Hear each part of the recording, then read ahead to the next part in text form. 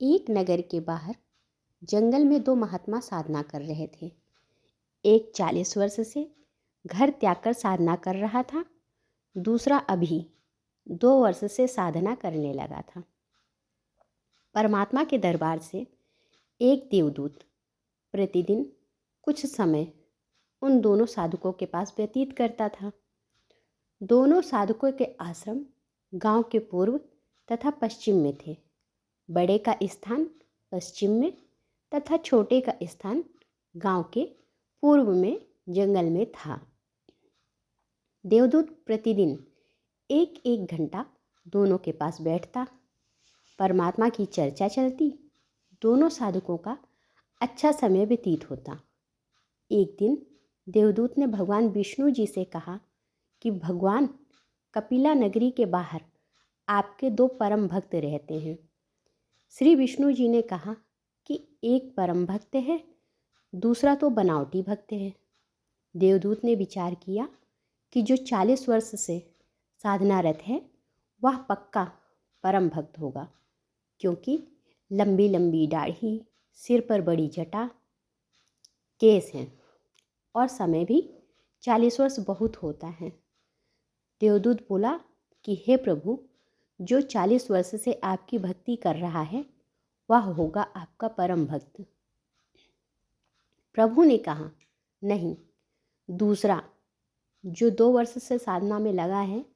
प्रभु ने कहा कि देवदूत, मेरी बात पर विश्वास नहीं हुआ। देवदूत बोला, प्रभु ऐसा नहीं है, परंतु मेरी तुच्छ बुद्धि यही मान रही है कि बड़ी आयु वाला भी अच्छा भक्त है। श्री विष्णु जी ने कहा कि कल आप देर से पृथ्वी पर जाना। दोनों ही देर से आने का कारण पूछेंगे तो आप बताना कि आज प्रभु जी ने हाथी को सुई के नाके से निकालना था, वह लीला देखकर आया हूँ, इसीलिए आने में देरी हो गई। जो उत्तर मिलेगा उससे आपको भी पता लग जाएगा कि परम भक्त कौन है।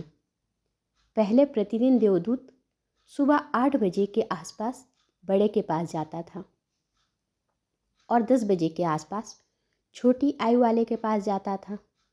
अगले दिन बड़ी आयु वाले के पास दिन के 12 बजे पहुंचा। देर से आने का कारण पूछा तो देवदूत ने बताया कि आज 11:30 बजे दिन के परमात्मा ने लीला करनी थी, वह देखकर आया हूँ। 40 वर्ष से तपस्या करने वाले ने पूछा कि क्या लीला की प्रभु ने, बताइएगा। देवदूत ने कहा कि श्री विष्णु जी ने कमाल कर दिया, हाथी को सुई के नाके छिद्र में से निकाल दिया। यह सुनकर भक्त बोला कि देवदूत, ऐसा झूठ बोलो कि जो सुने उसे विश्वास हो। यह कैसे हो सकता है कि हाथी सुई के नाके में से निकल जाए? मेरे सामने निकाल कर दिखाओ।